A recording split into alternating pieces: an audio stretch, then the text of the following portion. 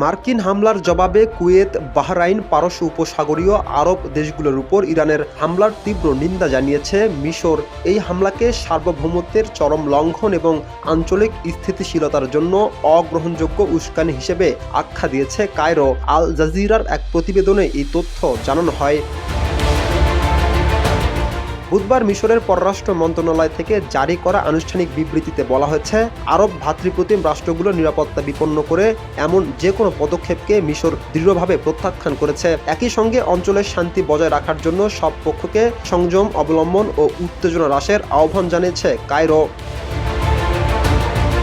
প্রতি সপ্তাহে সর্বোচ্চবার বিকাশ পেমেন্টে 50 জন হবেন পেমেন্ট চ্যাম্পিয়ন। জিতে নিন টিভি সহ আকর্ষণীয় সব প্রাইজ। বিবৃতিতে মিশর, কুয়েত ও বাহরাইনের প্রতি তাদের পূর্ণ সংগতি প্রকাশ করেছে। তাদের নিরাপত্তা রক্ষায় যে কোনো হুমকি মোকাবেলার পাশে থাকার প্রতিশ্রুতি পুনর্ব্যক্ত করেছে তারা। মিশরীয় পররাষ্ট্র মন্ত্রণালয় জানিয়েছে, উপসাগরীয় অঞ্চলের স্থিতিশীলতা মিশরের নিজস্ব জাতীয় নিরাপত্তা এবং সামগ্রিক অঞ্চলের নিরাপত্তার একটি অবিচ্ছেদ্য অংশ।